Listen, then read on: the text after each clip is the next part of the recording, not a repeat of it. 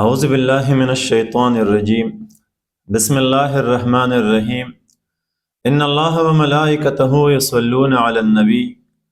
يا أيها الذين آمنوا صلوا عليه وسلموا تسليما. صدق الله العظيم. اللهم صل على محمد وعلى آل محمد كما صليت على إبراهيم وعلى آل إبراهيم إنك حميد مجيد. اللهم بارك على محمد وعلى آل محمد كما باركت على إبراهيم وعلى آل إبراهيم إنك حميد مجيد. نن زمونږ موضوع ده د پیغمبر علیه الصلاة والسلام د دعوت و تبلیغ ابتدایي 3 کلونه، کوم ته چې خوب یا دعوت و تبلیغ دور وایي. د پیغمبر علیه السلام دا دعوت و تبلیغ دا په 2 حصو کې تقسیم و، چې یو ته مکی دور وایي کوم چې په 14 کاله مشتمل و، او یو ته مدني دور وایي کوم چې په 10 کاله مشتمل و. بیا دغه مکی دور په 3 حصو کې تقسیم و، یو ته ابتدایي 3 کاله وایي کوم چې خفیه پټ دعوت و تبلیغ و انفرادي. بیا د دې نه پس دویم دور پیغمبر علیه السلام د مکی خلکو ته دعوت و تبلیغ ورکو، او د هغې نه پس بیا دریم دور په مکی دور کې هغه د مکې نه بهر خلکو ته دعوت و تبلیغ. نننی سبق، نننی لیکچر، نننی درس زمونږه خصوصا د هغې خلکو دپاره ډېر اهم دی کوم چې د دعوت و تبلیغ کار کول غواړي، یا کوم چې سیاسي یا مذهبي فکر لرونکي خلک یا یو تحریک چلونکي خلک یو تحریک چلول غواړي. تحریک به څنګه چلی، خلک به څنګه راجمع کوي، او خپل مقاصد به څنګه حاصلې. دا درس خصوصا د هغې خلکو دپاره ډېر اهم دی. د پیغمبر علیه السلام د ابتدایي دور حوالې سره سیرت نگار لیکي کله چې یا ایها المدثر قم فانذر وربک فکبر سورې مدثر نازل شو، نو د الله رسول دعوت و تبلیغ شروع کو انفرادي طور، خفیه طور. لومبنې خپلې بیبي حضرت خدیجه رضی الله تعالی عنها ته دعوت و تبلیغ وکړو، هغې له دعوت ورکو د اسلام د قبولیت، نو هغې ایمان راوړو د الله رسول باندې او مؤمنه شوه. بیا پیغمبر علیه السلام خپل آزاد کرده غلام حضرت زید رضی الله تعالی عنه ته دعوت ورکو، هغه ایمان راوړو او په دایره اسلام کې داخل شو. بیا پیغمبر علیه السلام خپل ملګری حضرت ابوبکر صدیق رضی الله تعالی عنه ته دعوت ورکو او هغه هم ایمان راوړو، مسلمان شو. دې نه پس پیغمبر علیه السلام سره د خپل خاندان د ابو طالب یعنی د تره زوی حضرت علی کرم الله وجهه د نوجوانو ماشومو دغه دور کې وخت کې د ایمان راوړو او دی هم مسلمان شو. دا د اسلام اولی لومبني مسلمانانو. بیا د حضرت ابوبکر صدیق رضی الله تعالی عنہ په تک و دو باندې په کوشش او په دعوت و تبلیغ باندې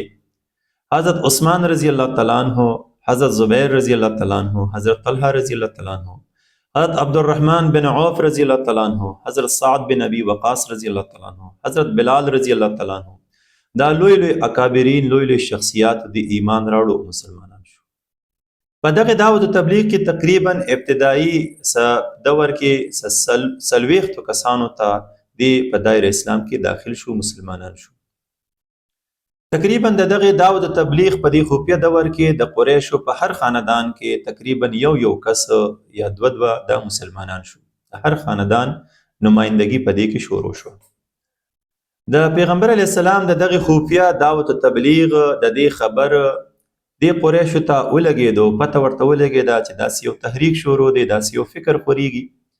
خو هغوی دې له توجه ورنه کړه. هغوی ویل زه بس دا څه کسان دي او د معاشرې اصلاح کول غواړي، یا د دوی نه مخکې خلکو د خدای د الله د خدای دعوت خلکو له ورکړی دی او د وخت سره سره هغوی ختم شوي دي، نو دا خلک به هم ختم شي. خو داسې ونه شوه، دا تحریک په مخکې تلو باندې.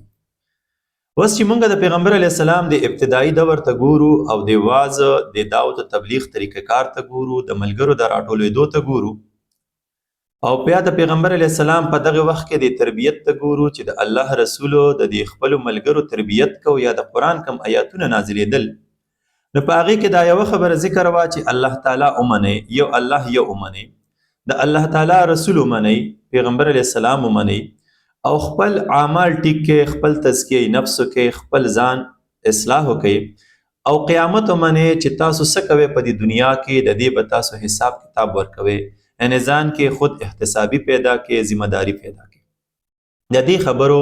ذکر په دغه دور کې په دغه ابتدایي 3 کالو کې. اوس چې د پیغمبر علیه السلام د دغه 3 کالو دعوت او تبلیغ ته موږ ګورو او موږ ته کومه رهنمایي راکوي،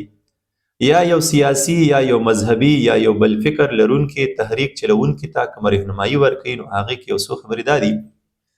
نمبر 1 موږ وګورو نو د الله رسول چې کله دعوت او تبلیغ شروع کوو، نو په دغه ټیم کې د 40 کالو نه عمر اوړېدلی و.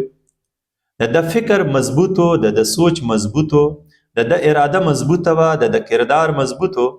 او د په معاشره کې یو لوی بلند ځلنده کردار و، او په معاشره کې د یو اهمیت و، یو نوم و. نو چې کله یو سړی یو تحریک شروع کوي، یو فکر شروع کوي، د لره پکار دی نمبر 1 خبره دا ده چې د فکر د سوچ د کردار دا مضبوط او پاک او تابناک وي. او بل دغه کس له دا پکار ده چې د تحریک ته شروع کېدو نه مخکې د په معاشره کې یو مضبوط کردار وي، په معاشره کې د اهمیت وي، په معاشره کې خلک د خبرې ته غوږ دي او د توجه ورکوي. او غټه خبره دا ده چې د فکر مضبوط وي، ځکه چې کله یو سړی تحریک شروع کوي یا دعوت او تبلیغ شروع کوي او د خپل فکر مضبوط نه وي، نو په معاشره کې ډېر زر دوکه کیږي، یا ډېر زر لاره بدلی، یا ډېر زر د ناکامۍ سره مخ کیږي. بل چې موږ ګورو د پیغمبر علیه السلام د ژوند ته نو لومبنې بیا هغه چې دعوت ورکوي نو خپلې بیبي ته ورکوي، حضرت خدیجه رضی الله تعالی عنها.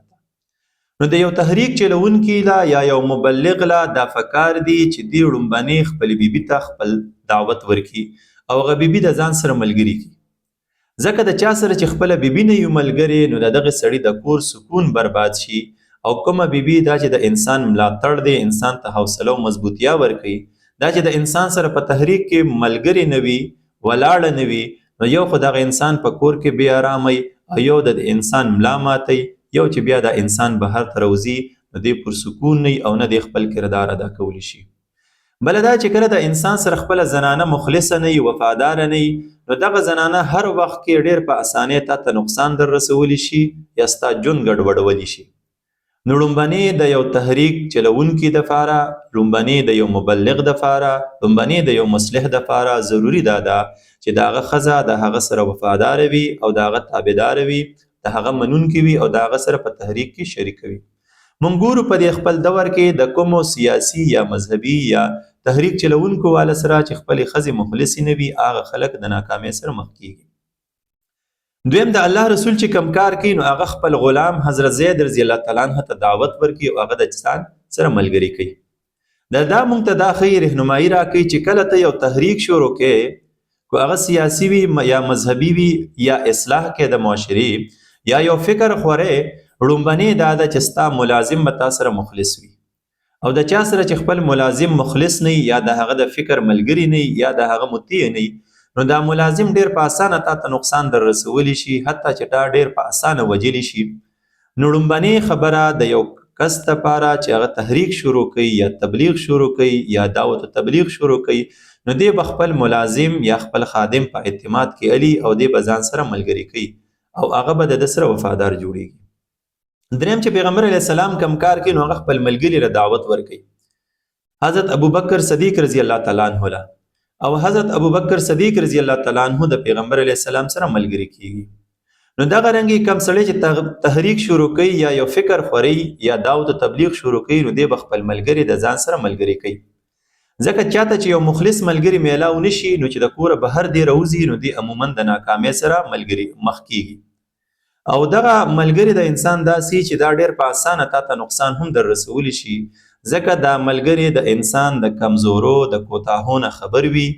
او دغه ملګری باندې چې ته کله اعتماد کوې او دی تا سره مخلص نه وي، نو دی ډیر په اسانه تا ګمراه کولی هم شي، تا بې لارې کولی هم شي او تا ته نقصان در رسولی شي. نو یو تحریک چلونکي له دا فکار دی چې دی داسې وکړي چې خپل ملګری د ځان سره ملګري کړي او هغه د هغه اعتماد والي، او چې ملګری مخلص نه په کار چې د هغه نه ځان وساتي. بل د الله تعالی رسول کار دا کوي چې د خپل تره زوی ابو طالب، د خپل تره زوی ابو طالب زوی حضرت علی کرم الله وجهه د خپل ځان ملګری کوي. نو د یو تحریک چلونکي یا یو مبلغ دپاره بله خبره دا ده چې دی به د خپل خاندان نوجوان د ځان سره ملګری کوي. ځکه چې کیدی شي خاندان تا سره نه ودرېږي، نو چې کله تا سره د خپل خاندان نوجوان یا ماشوم ملګری شو او ستا تایید یې وکړو، نو د پلار د مور د دغې ماشوم د ده سره متعلقه خلک به اټومیټیک تا سره ملګري کیږي. نو دغسې پیغمبر علیه الصلاة والسلام دغه خپل ترزوی ځان سره ملګري کو، اعتماد کې واغست. بل چې مونږ ګورو د الله د رسول د تحریک شروع کولو ته، نو په دې کې یو غټ کار د دا وکړو چې کله د دعوت تبلیغ شروع کو یا د اسلام د تحریک شروع کو، نو په معاشره کې چرته د یو مضبوط فرد یا د یو کس سهاره نه واغستې، بلکې په خپلو مټو په طاقت باندې او د الله په اسره میدان ته راوتي. نو د یو تحریک چلونکي لپاره دا بنیادی خبره ده چې دی په معاشره کې چرته د چا اسره نه علي، د چا په اوږو به میدان ته نه روځي. ځکه که یو سړی د چا په اوږو باندې میدان ته روځي او په معاشره کې یا په زمانه کې یا په وخت تېرېدو کې کله هم د دغه کس اوږه ستا نه لرې شوه، د هغه ملګرتیا ستا نه لرې شوه، نو ته به پړ مخ راغورځېږي. نو چې کله ته تحریک شروع کې یا یو ستړی شروع کې یا دعوت تبلیغ شروع کې، نو ته به په معاشره کې د چا اسره نه علي، بلکې په خپل ځان کې به دا قابلیت پیدا کې چې په خپلو مټو باندې میدان ته راوځي. بل چې د پیغمبر علیه السلام دغه تحریک ته موږ ګورو، دعوت تبلیغ ته ګورو، نو د الله رسول چېرته د یو تنظیم سره نه دی ملګري شوي چې د یو تنظیم یا د یو خاندان په اسره باندې میدان ته راوځي. نو د یو تحریک چلونکي یا یو مبلغ له دا ضروري ده چې کله د فکر د یو تنظیم سره نزي، د یو تنظیم یا د یو تحریک سره نه برابرېږي، نو په کار دا ده چې دی په هغه تنظیم کې یا په هغه تحریک کې وخت نه تېروي. ځکه ته چې کله د یو داسې تحریک یا تنظیم سره ملګری شي چې ستا او د هغوی په فکر کې اختلاف وي او ته خپل صلاحیتونه او خپل وخت په هغه تنظیم کې ضایع کړي، او کله چې د هغه تنظیم تا نه خفه شي، نو تا به د خپل تنظیم نه یا د تحریک نه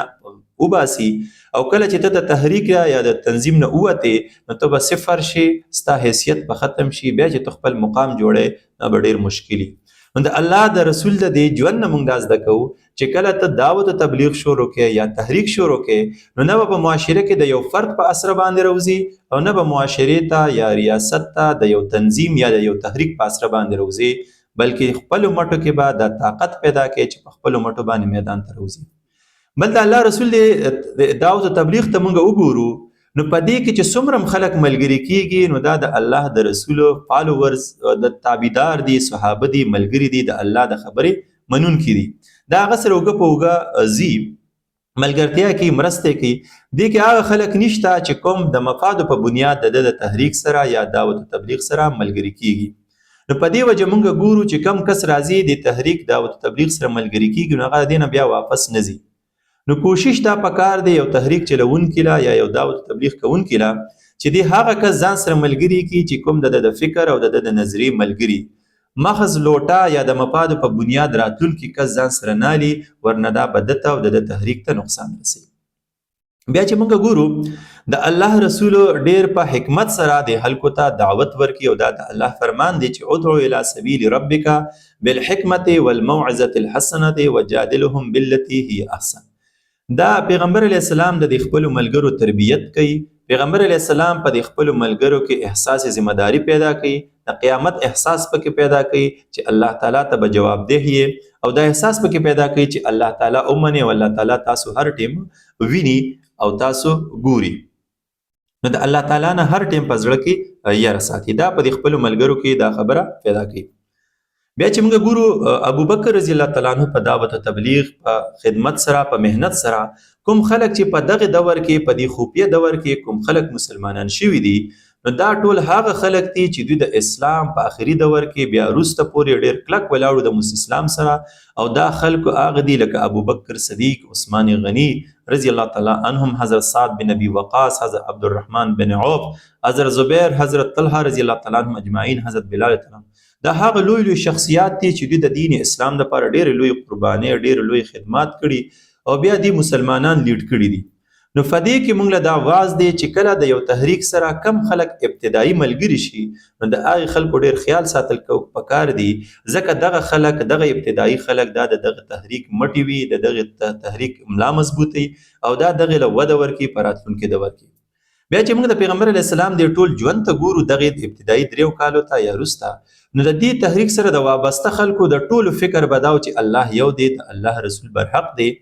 او د خپل نفس، د خپل ځان تزکیه او پاکوالی به کو، او دغې خلکو به قیامت منو، د احساس ذمہداري به وه. د دې ټول فکر، د دې ټولو خلکو فکر به یو.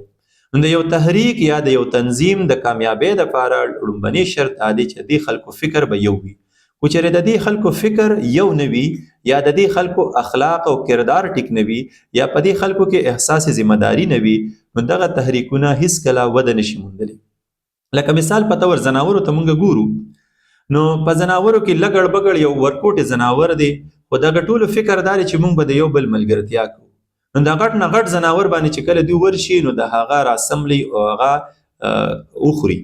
خو د دې په مقابله کې که موږ د زناور غټو غټو د ځنګل غټو غټو زناورو میخو ته ګورو، سنډاګانو ته ګورو، نو د هغوی فکر منتشر دی. د هغوی فکر دا دی چې کله در باندې سخت راشي بس تخت هر سړی ځان بچ کوي.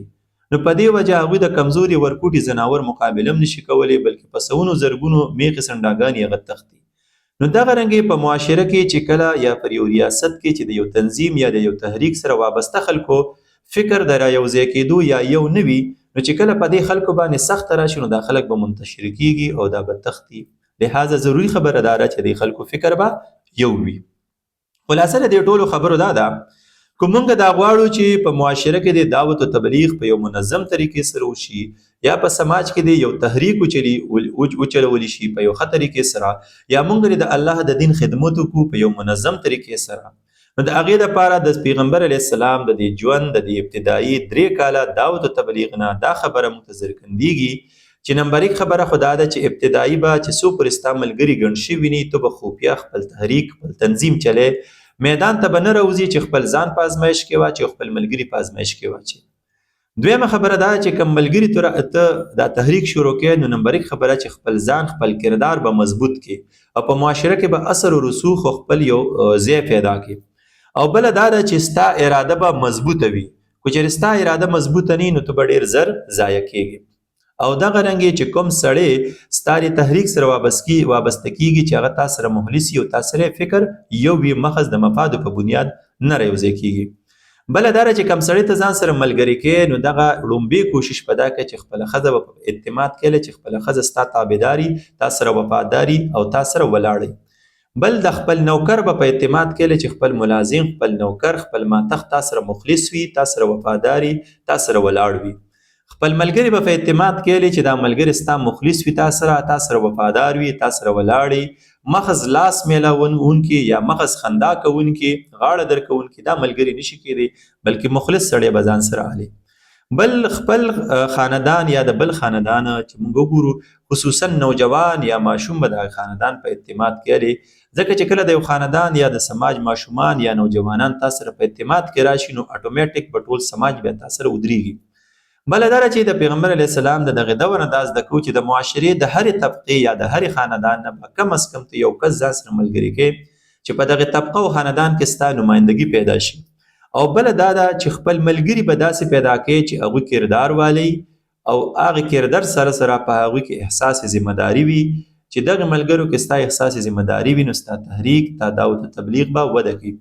او د ټولو نه لویه خبره دا ده چې کله میدان ته راوځي چېرته د یو فرد په اسره به نه راوځي، د یو فرد په اوږو باندې به نه کښېني چې بار ته راوځي، او نه به محض د یو تنظیم یا د یو تحریک په اسره باندې راوځي، بلکې خپل ځان کې به دا قابلیت او صلاحیت پیدا کوي چې ته خپله د معاشرې او د سماج او د زمانې د څپېړو او د معاشرې د توپانونو مقابله کولی شي. نو چې دې خبرو خیال ته وساتې نو پس د هغې نه به ته په معاشره کې څه مثبت څه اعلی کردار ادا کولی شي، یا به خپل مقاصد پوره کولی شي، یا به خپل تحریک او تنظیم مضبوطولی شي، یا به د الله تعالی د دین څه کار کولی شي او څه کردار به ادا کولی شي. الله تعالی نه زموږ دا دعا ده چې موږ ته د دې خبرو د عمل کولو توفیق راکړي. و آخر دعوانا ان الحمد لله رب العالمین.